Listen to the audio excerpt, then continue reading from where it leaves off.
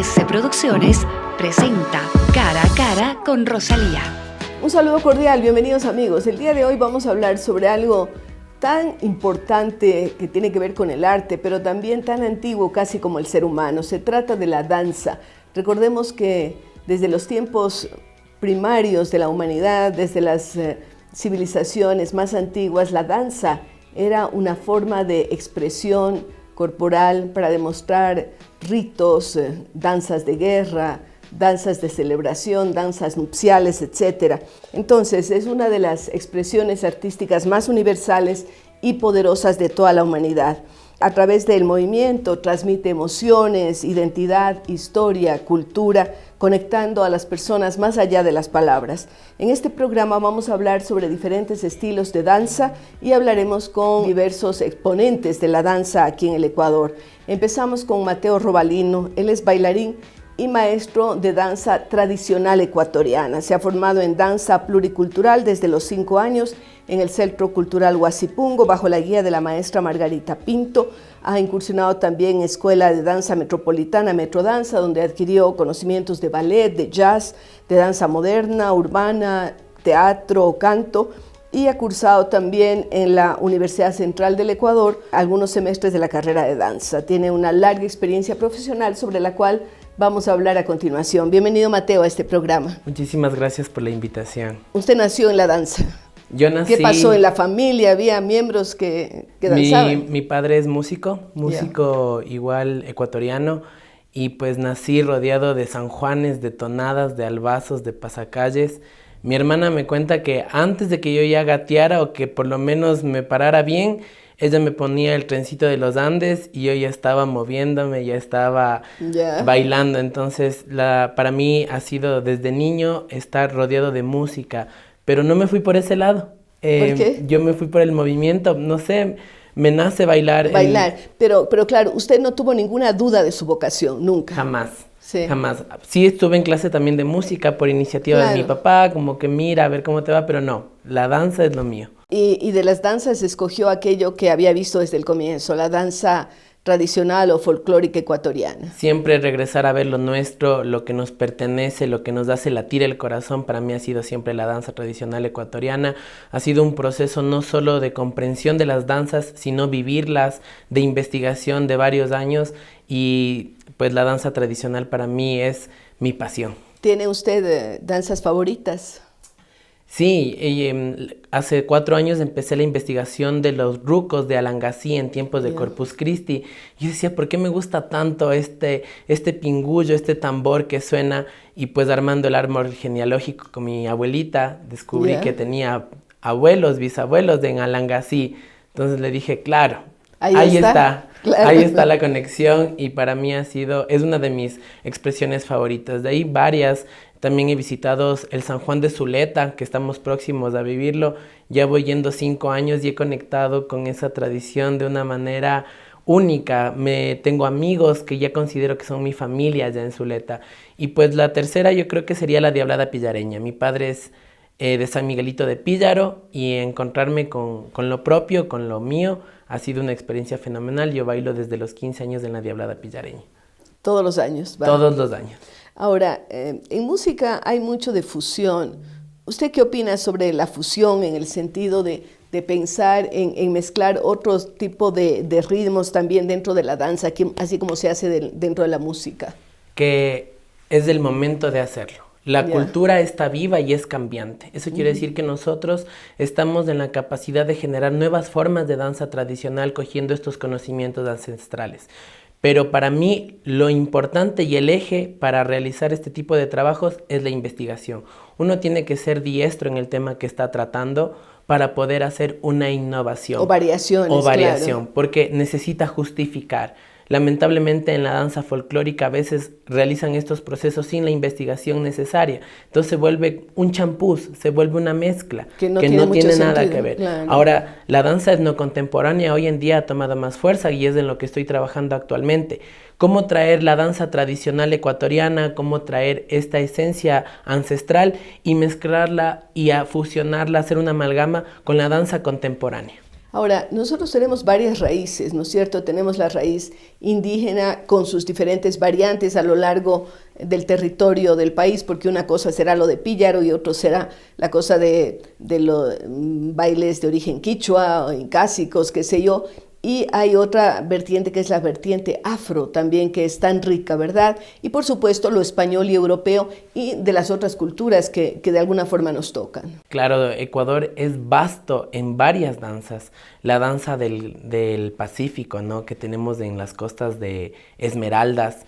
Es una danza tan rica, tan poderosa. O las danzas ancestrales del Oriente. Tenemos la fiesta de la chonta en las comunidades. Y esas monotonales, ¿no? Exacto, que es la música. A veces no la logramos de entender. Solo lo vamos a entender si vamos. Si vamos a la comunidad Shuar y vivimos la fiesta de la chonta y entendemos cómo la danza no solo es una forma de mover el cuerpo, sino una forma de entregarse al dios de la chonta para que fermente la chicha. Y pues en el Andes es un mundo, un ¿no? universo, un mundo tan variado. Tenemos desde los diablos de Ojalata, de Riobamba, tenemos los matrimonios tradicionales en Saraguro, el fandango en las comunidades de Otavalo cuando se va a hacer un pedido de mano y cuando tenemos los rituales del Tuldupay, el San Juan, el San Juanito, y también tenemos nuestra herencia mestiza, las tonadas, los pasacalles, los albazos. Esta música que se desarrolló en la época republicana de Quito, donde el criollo se empoderó de su identidad. Tenemos una amplitud de danzas, las cuales deben ser estudiadas para ponerlas en escena. Ahora, usted, además de bailarín, es un estudioso de la música y de la danza. Ha fundado grupos musicales y también es coreógrafo. Cuéntenos un poco de esta rica experiencia de lo que usted ha hecho y de lo que está haciendo ahora. Bueno, mi vida profesional diría que mi vida de investigador empieza a los 17 años, empezando a ir muy pronto, porque usted es muy joven todavía. a las locaciones, escribiendo bitácora, hablando con las personas del lugar, y pues eso me llevó a tener pues más experiencia en el campo de la danza tradicional. Yo he trabajado, por ejemplo, de la mano de Alexis Zapata, que es un compositor ecuatoriano, en 3 obras. Tu nombre se pronuncia Libertad, hace 4 años, que es una obra basada en las cartas de Manuela Sáenz en el momento de la velada libertaria a Simón Bolívar. Maravilloso. Tenemos también un trabajo que es la suite de las aves quiteñas, un trabajo detallado de las aves que todavía habitan en Quito y danzando con las bacterias. He trabajado con él en estas 3 obras como director coreográfico y ahí yo ya empecé a mezclar la danza tradicional con lo contemporáneo que necesitaba cada una de las obras. Por ejemplo, para Danzando con las bacterias, como un yarabí puede dar el movimiento a una bacteria, cómo se mueve una bacteria. Y pues también soy profesor en la compañía de danza Yachaywasi actualmente, donde soy coordinador del elenco nacional. Trabajo de la mano con grandes amigos y colegas como es Nelson Canencia y Emilio Canencia. Y ahorita también estoy a cargo del ballet pluricultural de Rumiñahui. Es un elenco infantil, niñas que después de un proceso de formación se consolidaron para hacer danza. Y pues ahí ya como un grupo establecido. Llegué pues a la dirección de ese grupo, entonces trabajo varios estilos, trabajo el folclore, trabajo la danza de proyección y también estoy trabajando la danza etnocontemporánea. Ya para terminar, hace un año con el colectivo cultural Darum de Rumiñahui, Danzas de Rumiñahui, monté una obra con 100 bailarines en escena y la banda municipal de Rumiñahui, la cual fue presentada en el Teatro Capitol. Es una obra que yo planteé para contar la historia de Rumiñahui y de Sangolquí. Empieza en la época de la hacienda, antes de la reforma agraria, con nuestras indígenas de Fajardo trabajando en la hacienda de Santa Isabel, pasa por los toros, las fiestas del maíz y el turismo, el mercado, la Plaza César Chiriboga, que es tan importante en Sangolquí, es el centro de comercio del Valle de los Chillos, y termina en una fiesta tradicional, la fiesta del Corpus Christi del Valle de los Chillos, cómo salen las yumbadas del tejido de cintas, las mamas, los rucos, y es una experiencia Qué lindo, porque lindísima. es una recuperación de identidad a través de la danza y de sus recreaciones coreográficas. Yo me quedé con una duda, ¿cómo baila una bacteria?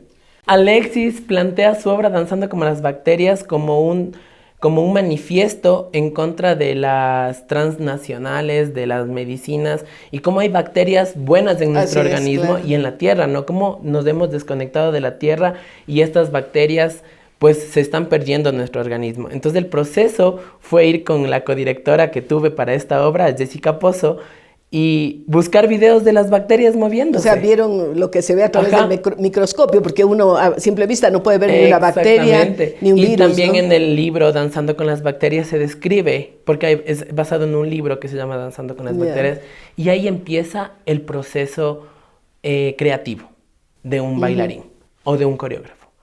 Yo quería llevar la música era ritmos tradicionales como sanjuanes, como yumbos. Entonces, ¿cómo estos ritmos tradicionales llegan a moverse como una bacteria? Muy bien, me parece súper interesante y me da curiosidad de verlo. Ahora, Mateo, ¿ha habido alguna experiencia internacional, afán de salir fuera para mostrar lo que ustedes están haciendo?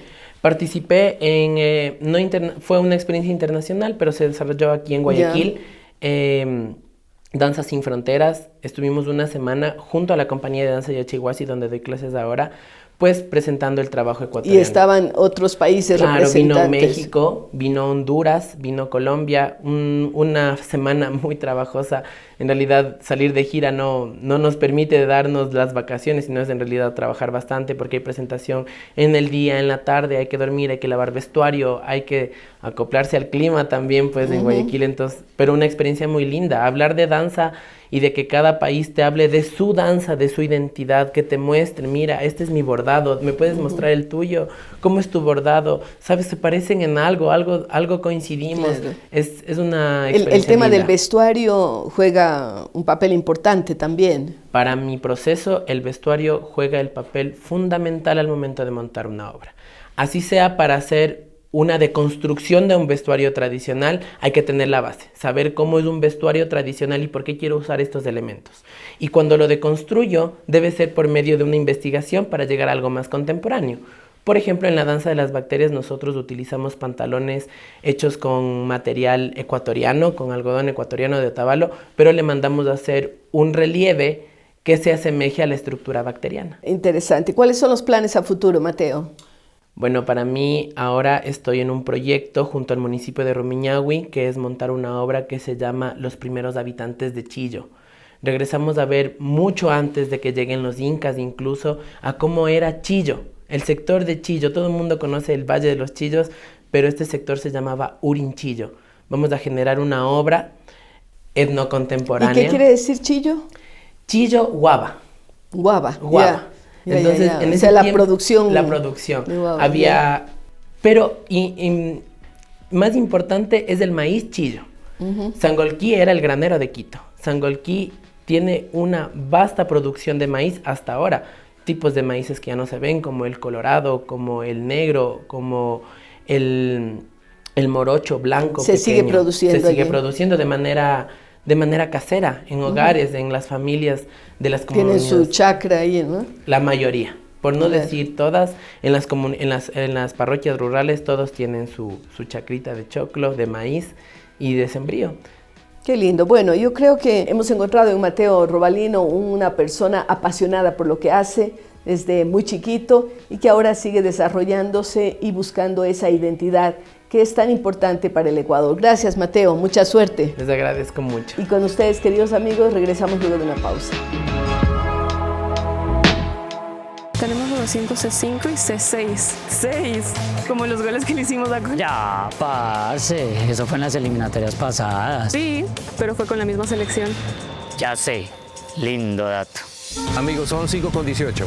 5, como los únicos goles que nos hicieron en la eliminatoria. Y en 18 fechas. Lindo dato. Confianza es creer en el amarillo que nos une. Banco Pichincha, patrocinador oficial de la Tri y sus hinchas. Gracias por continuar con nosotros en este programa en el que estamos hablando sobre la danza y tenemos varias generaciones y varias experiencias artísticas, dancísticas a lo largo del programa. En este momento queremos dar la más cordial bienvenida a Nelson Díaz. Él es director de Humanizarte, ha iniciado pues también muy joven su carrera dancística en el Instituto Nacional de Danza y tiene una experiencia muy rica de estudios en diferentes países. Ha trabajado como bailarín, coreógrafo, director artístico, gestor cultural y también curador de festivales internacionales. Cuando regresa al Ecuador, pues decide continuar y seguir trabajando a través del Ballet Andino Humanizarte. Bienvenido a este programa, Nelson. Muchísimas gracias, Rosalía. Quiero que me empiece a contar de dónde nace su pasión por la danza, por la música en general y cuál es su formación. Yo me encontré con la danza de golpe cuando fue a una audición al Instituto de Danza, en donde vi por primera vez una clase de ballet y eso me impactó, me gustó mucho. Audicioné, fui seleccionado y desde ese momento me casé con la danza. ¿Y antes no había tenido experiencia? Había tenido experiencias en comparsas de la escuela, del colegio, ¿no? Que cosas de las que se hacen en los... Siempre me ha traído mucho la danza y sobre todo me atraía el costumbrismo, ¿no? La fiesta popular.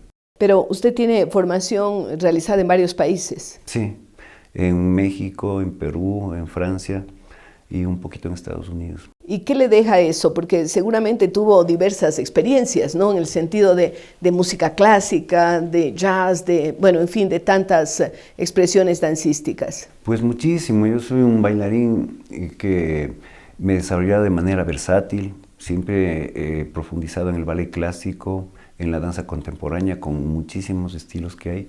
Y obviamente también después me encontré con el folclore y transformé un poco lo que es el folclore a estas herramientas del clásico y del contemporáneo, de lo académico. O sea, tomó de todas esas vertientes que usted había experimentado. Así es, tomé todas esas vertientes y comencé a desarrollar un lenguaje que ahora tiene bastante acogida en el medio, que yo le denomino danza contemporánea, pero sobre todo un plan pedagógico de formación. He academizado el folclore. Eso me pareció interesante. ¿Y ha hecho mucha investigación sobre el folclore? Sí, mucho.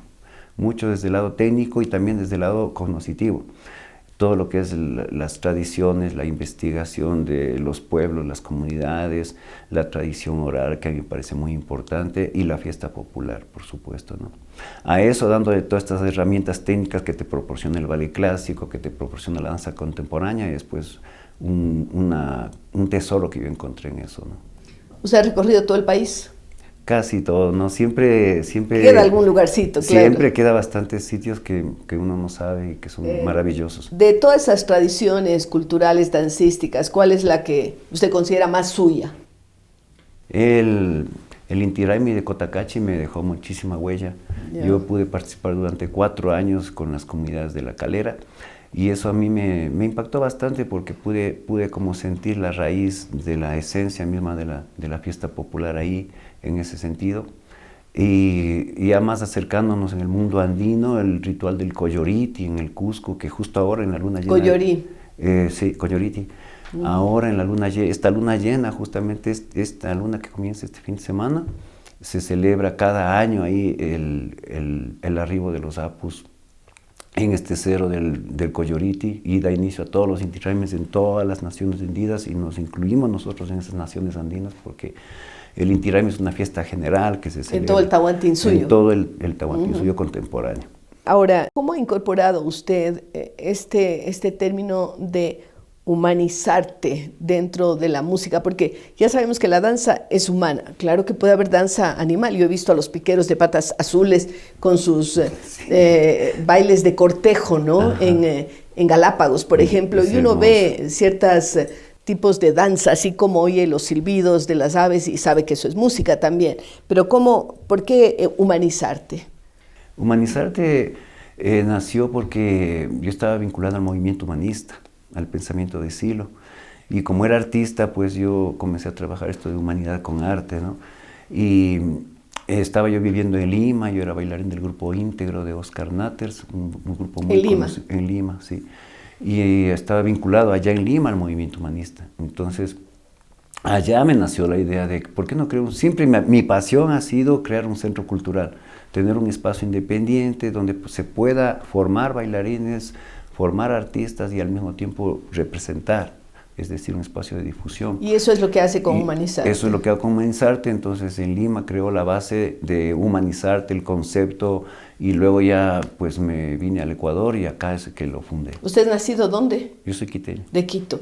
Y luego estuvo de andariego y volvió a Quito. He vuelto al Ecuador, sí. Al Ecuador. ¿Y cómo está funcionando Humanizarte? ¿Cuántos años tiene? ¿Cuáles de las metas ha cumplido de aquellas que se trazó en esa especie de iluminación que tuvo en Lima, decir voy a crear esto? Humanizarte tiene 35 años de trayectoria. es un espacio para la formación, circulación y difusión de las artes escénicas en general. También es un espacio que ha cobijado un potencial de gestión cultural a nivel independiente. Hemos desarrollado festivales internacionales de artes escénicas en compañía con varios compañeros y colegas de acá de la ciudad. Creamos una red de festivales, también es un espacio de encuentro, un espacio de representación. Se ha formado ahí el Ballet Andino de Humanizarte, también en su momento tuvimos el Ballet Contemporáneo de Humanizarte.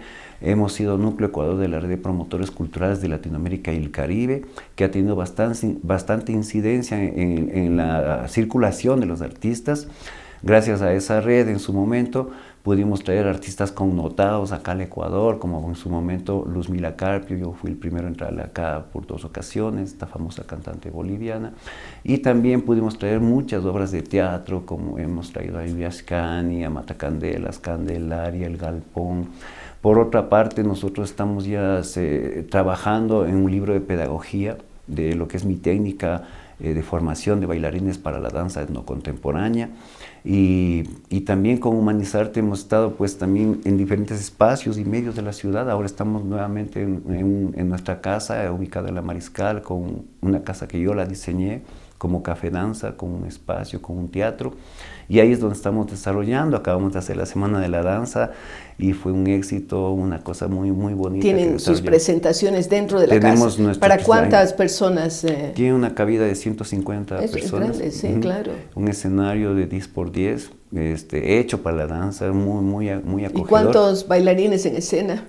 En escena, mi compañía, el Ballet Andino, somos 22. Ya. Pero también tenemos en la casa otras compañías como Yanacoya, que es danza árabe, que son entre 12 personas. Tenemos la compañía de danza contemporánea de Pablo Cornejo, que se llama Paicus, ellos son 8. Tenemos también un taller de ballet clásico que dirige Carlos Güera. Y también tenemos una compañía de hip hop de Luis Enrique y la compañía oficial de la casa, que es Le Rouge Tango. Qué bien, entonces tienen diferentes géneros, diferentes ¿no? géneros, a los que dan cabida. Y además está abierto a que los artistas, otras personas puedan usarlo. ¿Y cómo siente la acogida del público en general? Muy buena, es muy buena la acogida, sino que también es una competencia un poco difícil porque las instituciones culturales subvencionadas por el Estado pues tienden a hacer actividades gratuitas. Gratuitas, ¿no? Claro. Y el público se acostumbra a que sean gratuitas. Entonces cuando nosotros que vivimos de esto, que no tenemos subvención del Estado, pues necesitamos cobrar entrada y la gente a veces pues... Pero son entradas razonables, ¿no? $10, $5, claro, está muy bien. A veces 15. Sí, no pero hay un esfuerzo y la gente tiene que vivir del arte también. Así hacemos igual promociones, combos. Claro, qué bien. Ahora, vi que usted estudió también en México, el ballet folclórico. Allí hubo una ecuatoriana que destacó muchísimo en México, ¿no? Laurita.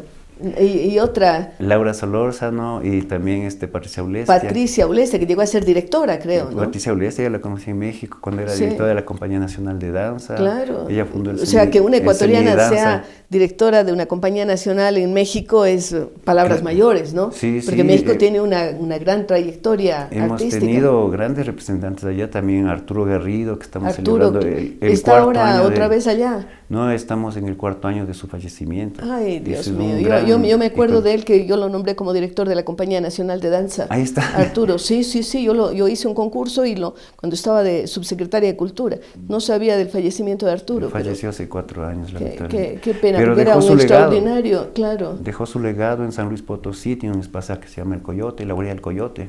Su familia, todos son bailarines, artistas. ¿Y viven allá? Viven allá, su hijo Jerónimo vive acá en Cuenca, hace teatro. Y pues también pude estar, Laura Solórzano Fopo también fue compañera, ella bailó en el ballet de Amalia Hernández en México, donde yo también tuve la oportunidad de estar bailando. Me dio una mala noticia este rato con la muerte de Arturo. No, pero realmente yo lo apreciaba y valoraba mucho su arte. Ahora, usted ha estado también en Francia, o sea, tiene, y en los Estados Unidos, se ha absorbido raíces de todos estos grupos musicales, dancísticos con los que trabajó. Y sobre todo escuelas y espacios de formación, así como también posibilidades un poco de ampliar el horizonte escénico, ¿no? En Francia, por ejemplo, tuve la oportunidad de trabajar con el laboratorio Media Lab para poder proyectar en ese momento, y estoy hablando hace 25 años, un producto de creación virtual en 3D, donde yo tenía la necesidad de plasmar la cosmovisión andina, pero en imagen virtual.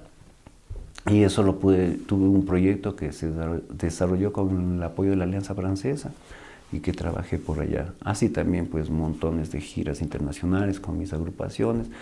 Talleres también, yo viajo bastante a dictar talleres en grupos. Y ahora está planificando alguna gira y a veces va el grupo también. Sí, ahorita estamos apuntando a, ya llega pues este junio, agosto, septiembre, circuitos de festivales a nivel nacional, estamos apostando a ir a Cuenca, Guayaquil, a Manta.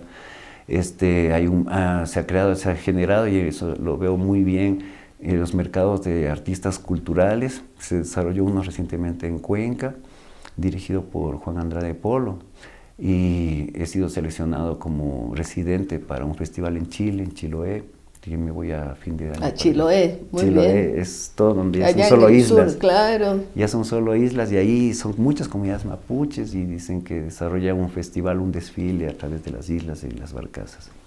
Bien, usted puede parecer o un mapuche o también un mexicano, un peruano, ¿no? Sí, Mimetizaba allí, seguramente que le dicen usted es nativo, ¿no? Sí, en varias partes. más que nada en el extranjero, ¿no? En el extranjero, Acá claro. yo voy a las comunidades y no me creen runa, pero en el extranjero sí me creen pero runa. digo, le creerán nativo de México o nativo de Perú, ¿no es cierto? En México me creen tarahumar. Tarahumar.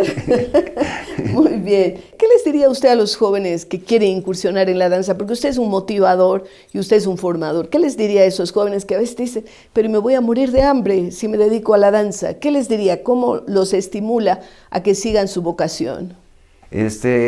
Para nosotros es importante y justamente, gracias por la pregunta, estamos este lunes 1 de junio a las 5 de la tarde convocando una audición para bailarines, valores jóvenes, hombres, mujeres, para que se integren a nuestras filas del Ballet Andino Humanizarte.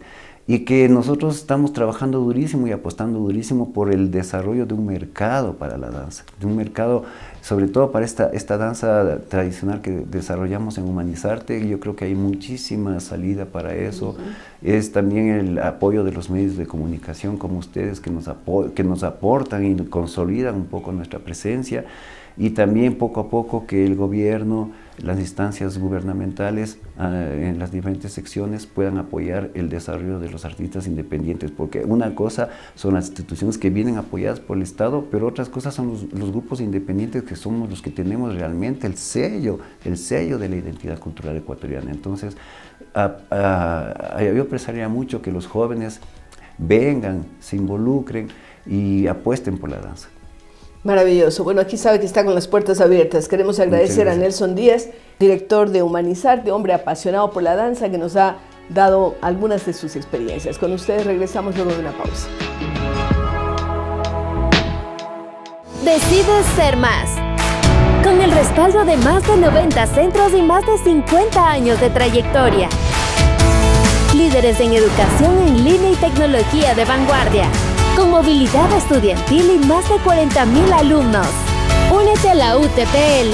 Decides ser más. Tenemos 900 C5 y C6. 6, como los goles que le hicimos a Ya, parce, eso fue en las eliminatorias pasadas. Sí, pero fue con la misma selección. Ya sé, lindo dato. Amigos, son 5 con 18. 5, como los únicos goles que nos hicieron en la eliminatoria. Y en 18 fechas. Lindo dato. Confianza es creer en el amarillo que nos une. Banco Pichincha, patrocinador oficial de la Tri y sus hinchas.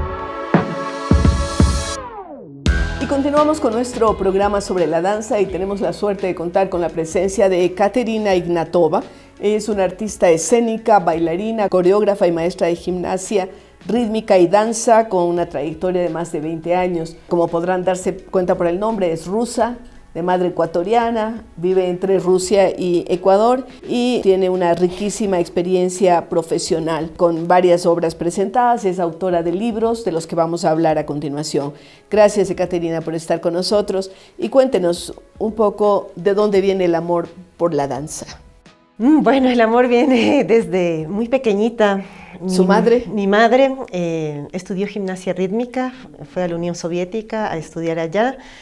Y creo que desde que me concibió iba a los teatros, iba al Bolshoi, iba estaba siempre en este ambiente de danza, de gimnasia rítmica, y entonces cuando yo nací siempre quise bailar, siempre quise y también hacer gimnasia rítmica, hacer ¿verdad? Gimnasia rítmica, sí. Sí, eso es un tema del que queremos hablar porque no es tan común aquí en el Ecuador, ¿no? Sí. Entonces empezó desde muy chiquita a vincularse con el arte. Con el arte, mi padre también que...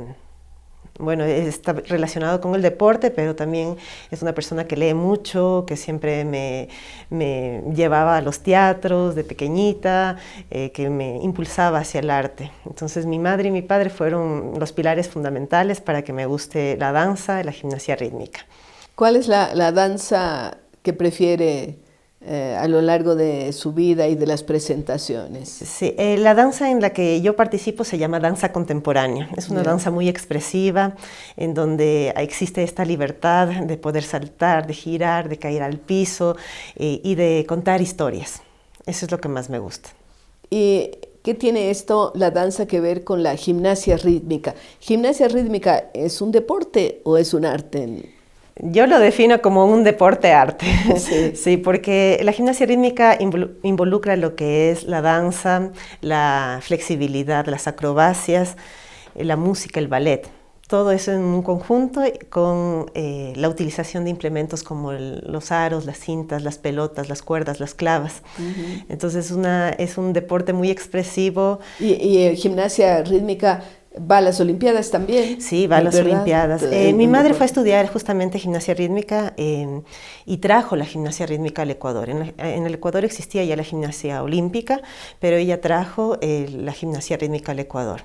Ya en los años 90 empezó a desarrollarse la gimnasia rítmica y hasta ahora sigue ya varios años. En vigencia. Porque un poco yo recuerdo cuando había eventos deportivos, inicialmente se presentaban los telones con las banderitas que manejaban las chicas, generalmente más chicas que chicos, y se iban moviendo de acuerdo a la danza, ¿no? Y aparecía la bandera ecuatoriana y otras cosas. ¿Eso tiene que ver con la gimnasia rítmica o no? Sí, es una parte de la gimnasia rítmica, pero hay la gimnasia rítmica que es competitiva. Entonces ahí ya las niñas, las jóvenes compiten en un escenario con sus implementos, a veces individuales y también colectivamente. ¿Y aquí en el Ecuador hay ya exponentes importantes de la gimnasia rítmica? No se ha logrado desarrollar como debería haberse desarrollado ya tantos años, pero ya las muchachas de hoy van a Juegos Sudamericanos y Panamericanos. Ya hasta ese momento, sí, participando. Sí. Yo participé hasta los Juegos Sudamericanos porque recién era un deporte que inició y que ya tenían muchos años en Rusia, por ejemplo, que no podíamos competir con grupos más avanzados. Pero ahora ya están creándose fortalezas. Se están fortaleciendo poco a poco, pero ya van algunos años aquí. Ahora, en lo suyo en danza contemporánea, cuéntenos un poquito de las experiencias que ha tenido, de las obras, de los grupos en los que ha participado. Sí, yo soy bailarina del Frente de Danza Independiente, una institución que ya tiene más de 40 años de trayectoria. Que tiene sus espacios de creación, de pedagogía en la Casa de la Cultura Ecuatoriana. Tenemos la Escuela Exploradores de la Danza y también la Sala de Artes Escénicas Mariana de Jesús. Este grupo, el Frente de Danza Independiente, genera cada año varias obras y también tiene un espacio pedagógico en donde se muestra el proceso pedagógico de los alumnos que tenemos. ¿Y sus experiencias en Rusia, qué le han aportado para esta de danza contemporánea? Bueno, yo siempre he viajado a Rusia hasta el 2019, después vino la pandemia y la guerra, entonces se complicó muchísimo, pero siempre viajaba ya a entrenarme en la gimnasia rítmica, por ejemplo, mi mami me llevábamos a otras chicas también ecuatorianas para entrenarnos allá, nutrirnos de esa energía, de todo ese aprendizaje que se puede lograr. Y también visita a los museos, a los teatros, siempre eso permea a uno. Claro, toda la concepción. Toda la concepción, también iba a algunos talleres de danza y eso también me enriqueció como bailarina. Ahora usted es maestra, sobre todo. Sí, maestra de gimnasia rítmica para niñas en la escuela. Es una una clase más como recreativa, no buscamos la competencia, sino más bien un acercamiento hacia la danza, hacia... Y también hacer un ejercicio, porque es un deporte, ¿verdad? Sí, es un momento en donde las niñas pueden utilizar adecuadamente su tiempo libre, les encanta, y también hay una cuestión técnica donde se presentan y eso. Pero también soy bailarina. Usted es autora también de obras relacionadas con la gimnasia rítmica.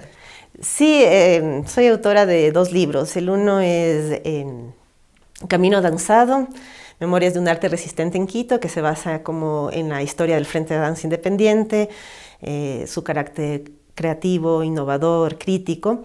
Y el otro libro, en colaboración con mi madre, Teresa Ceballos, que hablamos sobre la gimnasia rítmica, los aportes, vivencias que tuvimos aquí en el Ecuador, cuando yo fui gimnasta, cómo inició la gimnasia y un poco de aportes técnicos de los elementos de la gimnasia rítmica.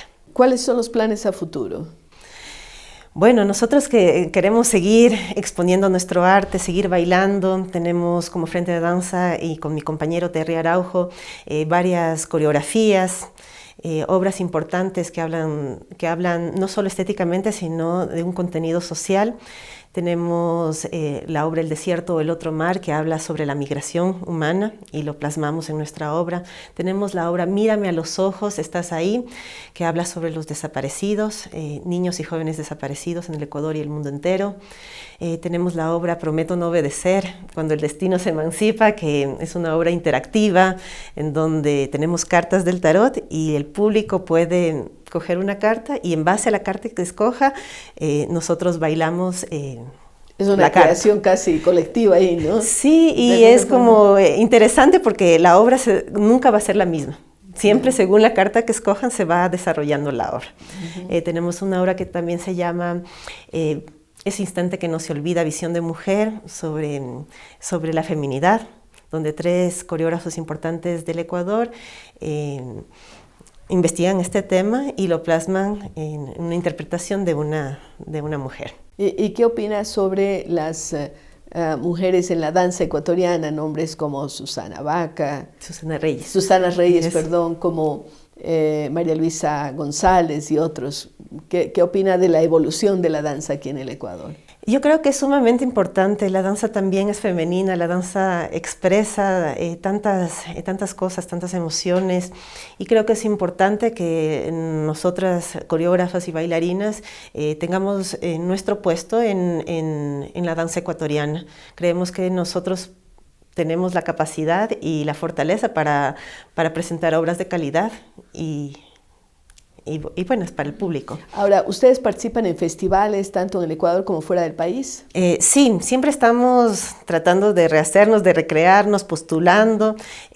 Tenemos, recién nomás vamos a presentar en la Fiesta Escénica una obra. También hemos participado en Argentina, en México. Recién nomás estuvimos en México con una obra que se llama Valerio y el espíritu que se libera.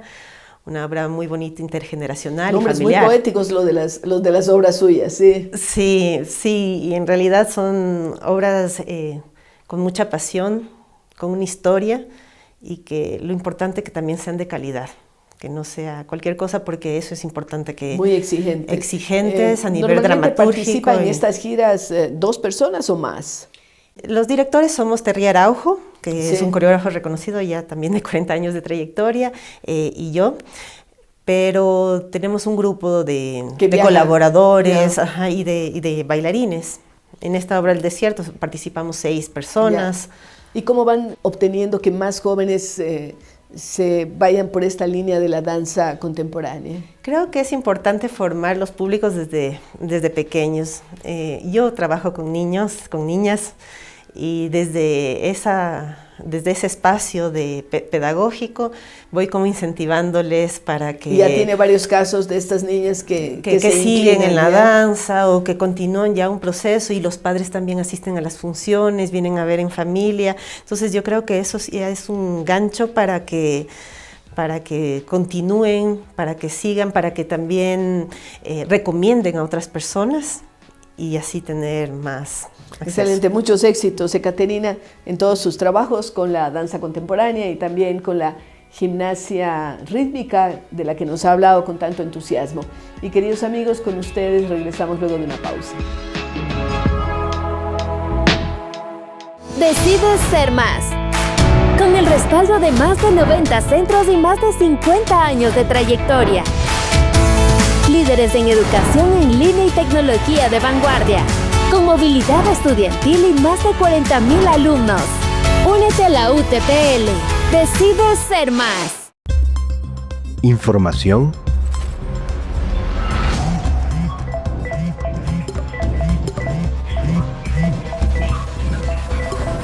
o simplemente ruido. Conecta con lo que más importa.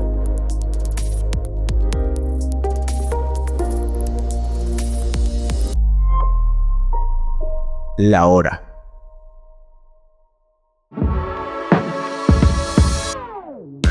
Interesante escuchar a quienes cultivan la danza y ahora veremos también un segmento cultural. El segmento cultural llega a ustedes gracias al auspicio de Hidalgo e Hidalgo Constructores, contribuyendo al desarrollo del país y apoyando a la educación. Saludos, el día de hoy tengo un artículo que lo he titulado Querida Libertad, en homenaje a una querida amiga que recientemente falleció. La conocí hace bastantes años en un evento convocado por la ULEAM, la Universidad Laica Eloy Alfaro de Manabí. Éramos 3 los expositores a quienes nos habían colocado al final de un conversatorio. Me refiero, por supuesto, a la escritora, historiadora, maestra Libertad Regalado. Recuerdo que el terceto se integraba también con el conocido músico, compositor, luthier guayaquileño Schubert Ganchoso. La empatía fue inmediata, no parábamos de hablar, de interrumpirnos, apasionados como éramos por los temas culturales. Tanto y tan contagioso fue ese entusiasmo que, a pesar de que el tiempo había concluido y que el lugar debía entregarse, nos trasladamos con público y todo a otro espacio para continuar con nuestras charlas y disquisiciones.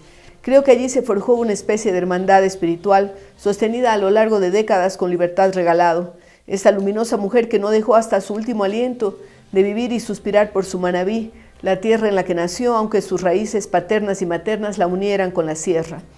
La mixtura de la sangre, pero sobre todo la cultura, dieron resultados magníficos en Libertad. Hizo honor a su nombre, fue batalladora, estudiosa, trabajadora incansable. Colocó a niveles relevantes, gracias a sus estudios minuciosos, a temas que ahora parecen recurrentes, pero que en tiempos anteriores no lo eran. El sombrero de paja toquilla, la gastronomía manabita, los iches, los ceviches, la espóndilos, las tradiciones orales, la alfarería. Todo lo que se concibe como parte de ese manabitismo fantástico que no dejó de alentarla. Su participación brillante en el 41º Congreso Mundial de Poetas, llevado a cabo en Manta en el 2022, fue relevante. Tuvo la lucidez a la que nos tenía acostumbrados, así como la pasión que ponía a la hora de relievar las maravillas de Manabí, las glorias de su tierra, absorbidas de sus largas conversaciones con la gente, con sus interlocutores diarios. Mucho le debemos a Libertad Regalado, a su pasión por la docencia, por la historia, por la investigación, y le echaremos de menos en cada momento en que sintamos que su espíritu nos acompaña. Ahora manifiesto, hace tan poco, en el libro que ayudó a construir y al que me invitó a participar, el de los testimonios profesionales a instancias del editor Roberto Vélez, en el que contamos como coautoras de testimonios de vida profesional. Hasta siempre, Libertad. Tu espíritu ahora trasciende las montañas y los cielos, pero sigue arraigado en los espacios en los que escogió vivir y crear. Gracias por escucharme. Por ello, queremos dedicar este programa a hablar con historiadoras, con mujeres que hacen ese trabajo, que recuperan, pero que no solamente recuperan, sino que tienen otra visión para el análisis histórico. Es el caso de Libertad Regalado Espinosa. Libertad es abogada, tiene una maestría en Administración de Empresas, doctora en Ciencias Pedagógicas, PhD, miembro de número de la Academia Nacional de Historia y con un amplísimo trabajo en cuanto a publicaciones, tanto de poesía, de cuento, de historia. Es una mujer completa en todos estos temas que hemos mencionado. Así es que le queremos dar una cordial bienvenida. En este momento Libertad está en Manta, en donde reside, y queremos empezar con ella este diálogo para ver cuál ha sido su trayectoria y cómo llega a esta visión de mujer sobre la historia. Bienvenida, Libertad. Gracias, querida Rosalía, por invitarme a Cara, un programa que sigue haciendo historia en nuestro país. Bueno, primero, yo siempre he pensado que la historia no tiene sexo. Quienes escribimos la historia la hemos dotado de sexualidad al narrar los hechos realizados solo por los hombres, dejando a un lado el accionar de la mujer. La historia, por lo tanto, ha sido escrita privilegiando los aspectos políticos y económicos, considerados como espacios públicos. Y cuando yo hablo de espacios públicos, vamos a ir entendiendo que el espacio privado fue relegado a la mujer. Ese espacio privado donde la mujer tuvo protagonismo, ¿en dónde? En el accionar social y cultural. La historia tradicional es de espacios más públicos, dejando a un lado estos espacios privados. La historia nueva, la nueva historia, en cambio, ya se centra más en un campo más antropológico. Coge todos los espacios, todo el accionar, donde involucra a todos los seres humanos. Pero más allá de eso, al inicio, tú decías muy claramente de los movimientos femeninos a nivel del mundo, ¿sí? Importantísimo. Ecuador no se quedó atrás. Recuerdo claramente años 80, 90, esas décadas, nosotros incursionamos fuertemente con movimientos femeninos. Organizamos la Federación Nacional de Mujeres. Yo fui segunda vicepresidenta durante 2 años. Y desde ese espacio nosotros generamos leyes para que sean aplicadas, para que se reconozca a la mujer, se le den los derechos que en realidad tenía en el país. Esa forma de actuar en esa época fue cambiando mi forma de ser.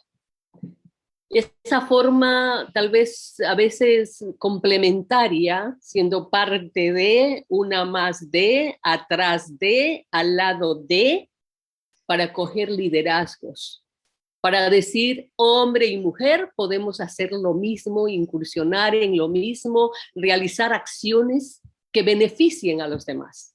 Claro que hay un sentido mucho más social cuando la mujer asume este tipo de acciones. Por nuestra condición de maternidad. Sí. Es cierto, Libertad. Y lo importante, bueno, ya lo decía Simone de Beauvoir, no solamente se trata de nacer mujer, sino de ser mujer, ¿no? Y de estar consciente de nuestras potencialidades, de nuestra riqueza, y no se trata de virar la tortilla, en un momento mandan los hombres y en otro mandan las mujeres. Creo que estamos mucho más en un plano incluyente de equidad, que es fundamental. Pero tu visión, que claro, es tocada por todos estos movimientos, ya en tu calidad de historiadora, no solamente de luchadora por las causas femeninas, ¿cómo desemboca? ¿Cómo tú miras esa visión? Porque cuando hablas de los iches, por ejemplo, ¿no? Que me encantan, además del corviche, el ceviche, todo lo que tiene que ver con esta deliciosa gastronomía, la mayor parte son manos femeninas las que están trabajando. Si bien se llevan los laureles los chefs, ¿no? Pero las cocineras, las que están en las casas, las que están en las tiendas, en los pequeños restaurantes de barrio, la mayor parte son mujeres. Pero cuando hablamos de estos liderazgos, cuando hablamos de la mitología Umiña, bueno, Umiña es una mujer, ¿no es cierto? Y así podemos ir perfilando en la historia manabita, en la historia ecuatoriana, esos rastros de las diosas, de las mujeres. Por eso se habla de madre tierra, de madre naturaleza. Nunca oímos hablar de padre naturaleza ni de padre tierra, ¿no? Entonces, algo tiene que ver, pero al mismo tiempo nos han sesgado y nos han hecho aparecer como que la gran historia es la que han hecho los hombres. Mira, es importantísimo. Cuando comienzo a incursionar en la historia, yo comienzo a incursionar desde lo antropológico y exclusivamente de lo que significó la artesanía esta del tejido de sombrero de paja toquilla. Sí. Cuando comienzo a hacer toda esa investigación a partir del 98, me voy dando cuenta que ese es un espacio de hombre y mujer. un espacio maravilloso, donde la familia está involucrada. Este espacio que dio poder a otros, pero fue también un espacio que ayudó a la revolución liberal. El dinero de la comercialización de los sombreros finos de paja toquilla, de los sombreros gruesos de paja toquilla, que salían por miles, 200,000, 100,000, 150,000. Los Montecristis, los jipijapas, ¿no? Los jipijapas, los Montecristis fueron saliendo a Panamá y desde Panamá se distribuían al mundo, ¿no? En la fiebre de oro en California, la construcción del canal de Panamá. Es decir, todo esto me va dando una mirada hacia contar la historia desde este grupo humano no protagonista en la historia tradicional. Por eso yo digo siempre, la nueva historia hay que construir con quienes han vivido las acciones, a quienes han estado presentes en el día a día, donde se han suscitado los hechos. Por eso que las hebras, ¿no?, que hicieron nuestra historia, que tejieron nuestra historia, esas hebras, en ese libro trato de visibilizar a estos grupos humanos hasta antes totalmente invisibilizados. Entonces, hombres y mujeres, hombres y mujeres. Estoy hablando de... Porque las tejedoras son más mujeres, las tejedoras, ¿verdad? Sí, habiendo un espacio de masculino en el tejido fino.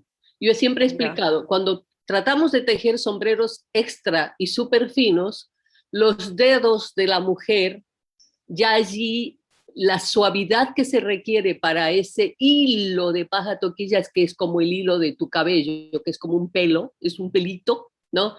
Los dedos de las mujeres, por estar siempre en la cocina, lavando ropa, en la agricultura, arreglando, van dañándose las yemas, ¿sí? Y en el caso de manejar, porque tú manejas con las yemas, esos dedos ya no te dan esa facilidad. Entonces las mujeres tejen hasta finos, ¿no? Pero no pasan al extra ni al súper fino. Entonces es un espacio ahí sí ya de ciertos hombres, porque igual, ¿cuántos tejedores tenemos? Contados con los dedos, que tejen finos. O sea, que están tejiendo el súper y el extra. Ponle unos 5 o 6, no hay más. No hay más. Sí, los demás están tejiendo. Es que para tejer un súper y un extra fino se requiere por lo menos 6 y 7 meses de estar clavados en ese sombrero 3, 4, 5 horas diarias, ¿ya? Y estar exclusivamente atrapado en eso. Y una habilidad, y unos ojos, y un amor al tejido. Entonces hay individuos que están dedicados solo a eso. Las mujeres tejen gruesos, semigruesos, finones, finos, ¿no? Tejen y combinan con la cuestión de las actividades domésticas el tejido. Lo mismo los hijos, ¿no? Pero ya pocos van especializándose y van dedicándose solamente a eso. Para ser un tejedor de extra y súper hay que dedicarse a eso. Entonces, mi primer espacio es ese. Pero paulatinamente voy descubriendo que existe el horno manabita y que en ese horno se cocen los mejores manjares. Y entonces me dedico a escribir sobre la comida manabí. Por eso digo Manabí y su comida milenaria. Otro espacio también que no se había considerado. Por eso recuerdo siempre a Jorge Núñez, cuando me dice Libertad, tú estás transformando la historia.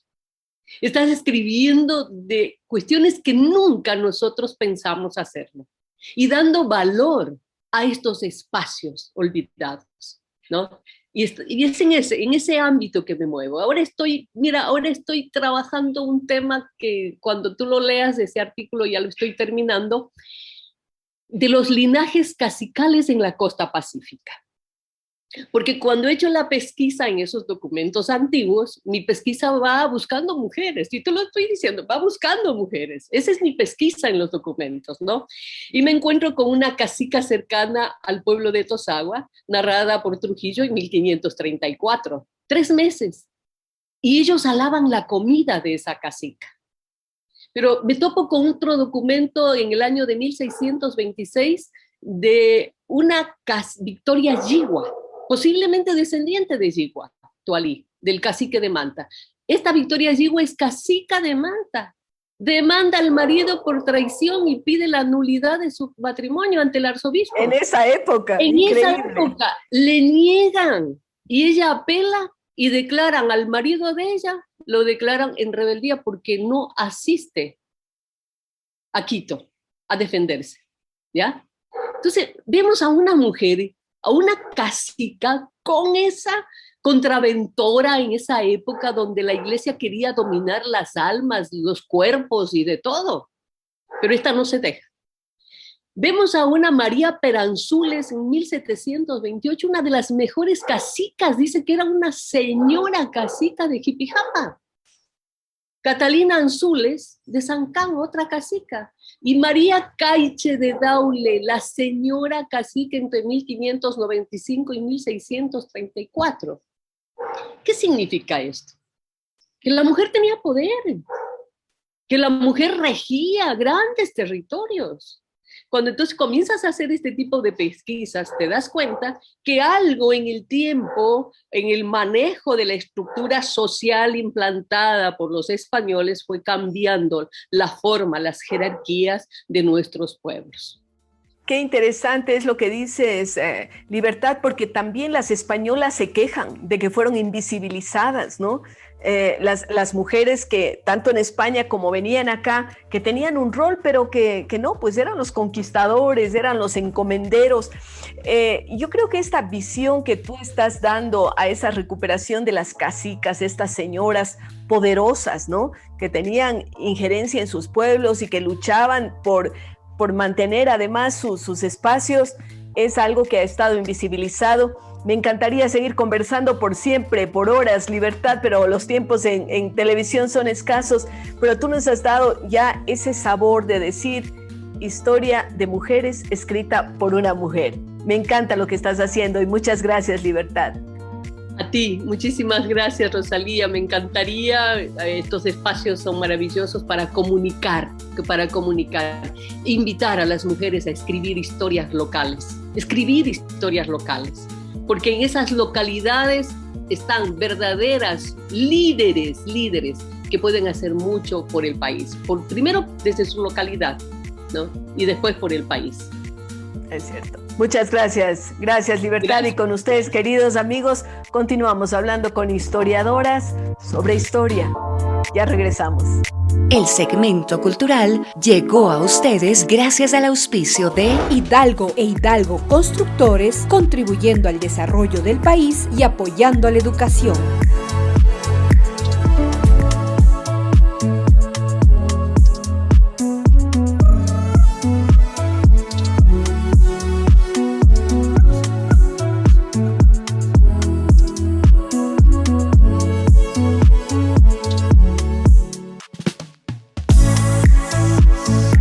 Hidalgo e Hidalgo Constructores, contribuyendo al desarrollo del país y apoyando a la educación.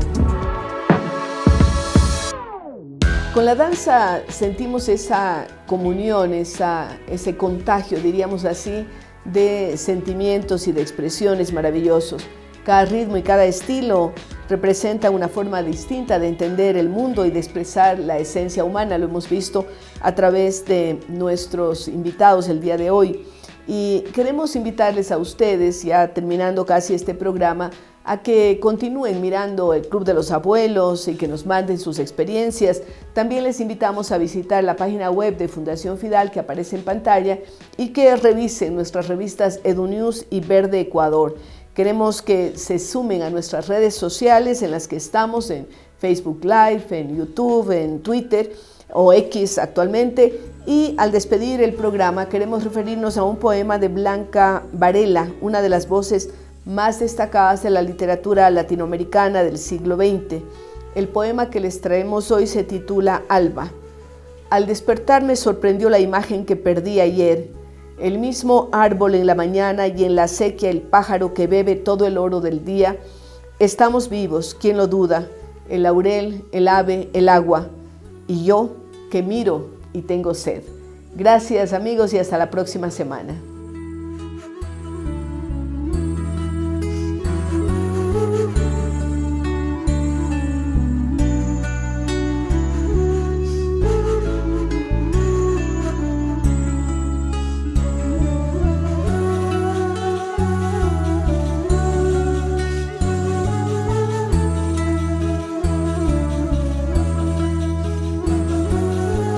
JS Producciones presentó Cara a Cara con Rosalía.